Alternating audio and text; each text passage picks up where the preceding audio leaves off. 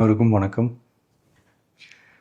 ஒரு 20 வயசு இளைஞராக இருக்கும்போதே புரட்சித் தலைவர் எம்ஜிஆர் அவர்களை நம்பி அவங்களுடைய மன்றத்தில் சேர்ந்தவர். அந்த சின்ன வயசுலேயே எம்எல்ஏ என்ற ஒரு பெரிய பொறுப்பை ஏற்றவர். அதுக்கப்புறம் அவருடைய அந்த பயணத்தில் அந்த இயக்கத்தின் இருபெரும் தலைவர்களுக்கு ஒரு பெரிய நம்பிக்கைக்குரியவராக அரசியல் களத்தில் இருந்தவர்.